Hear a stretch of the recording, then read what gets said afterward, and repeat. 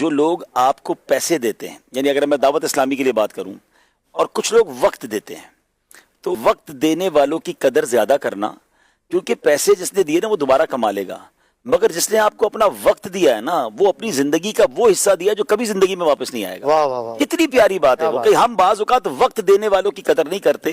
اس میں as a مبلغ، as a Madani channel کے جو ہمارے اسپیکرز ہیں، علماء کرام اگر مجھے سن رہے ہیں کہ آپ کو اگر کچھ لوگ سننے آتے ہیں تو انہوں نے اپنی لائف کا کوئی پارٹ آپ کو دیا ہے جو دوبارہ ان کو نہیں ملے گا۔ اب آپ کی ذمہ داری کہ اس پارٹ آف دا لائف میں آپ انہیں کیا دے رہے ہیں، آپ کی تیاری کتنی اچھی ہے، آپ ان کو کیا یہ سمجھے اس کے بدلے کیا دے رہے ہیں۔ کسی آپ ہائیلی پروفیشنل سے اگر اس کو کہنا کہ 1 گھنٹے کی اسپیچ کے لیے آپ آ جائیں یا 2 گھنٹے کی ورک شاپ لیں، تو وہ آپ 1 گھنٹے یا 2 گھنٹے کے چارج کرے گا کہ میرے اس 1 گھنٹے کی فیس اتنی ہے، میرے 2 گھنٹے کی لیکچر کی فیس اتنی ہے۔ بالکل اسی طرح دنیا میں بہت ساری جابز ہوئے ہیں جو پر آور جاب ہیں کہ 1 گھنٹے کے اتنے ڈالر، 1 گھنٹے کے اتنے پاؤنڈ۔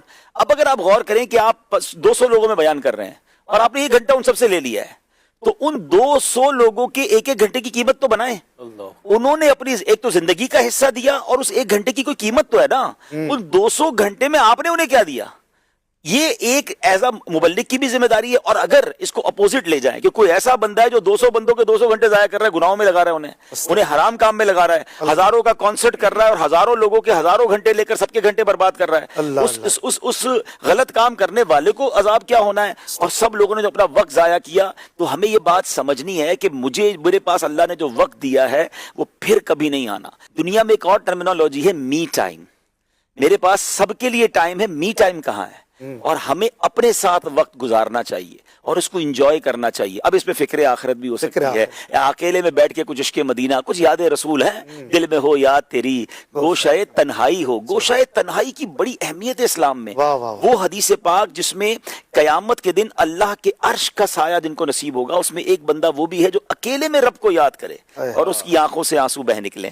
تو تنہائی کا تہجد میں پڑھنا، تنہائی میں تہجد پڑھنا، تنہائی میں دعا، تنہائی میں آنسو بہانا، می ٹائم میں اینالائز بھی اپنی ذات کو کر سکتا ہے بندہ۔ آپ نے دیکھا ہوگا کبھی کبھی ہم اکیلے جہاز میں سفر کر رہے ہوں، انسان اپنی زندگی کو پورا اینالائز کر رہا ہوتا ہے، اپنی عادتوں کو اگر اینالائز کر رہا ہوتا ہے، تو می ٹائم کی بڑی اہمیت ہے۔ خود سرکار دو عالم علیہ الصلوۃ والسلام کی زندگی کا معمول یہ تھا کہ اگر ٹائم مینجمنٹ سیکھنی ہے تو نبی پاک علیہ الصلوۃ والسلام سے سیکھے نا۔ کہ آپ نے اپنے وقت کے 3 حصے کیے ہوئے تھے، ایک حصہ اللہ کی عبادت کے لیے، ایک حصہ اپنی فیملی کے لیے، اور ایک حصہ اپنی ذات کے لیے۔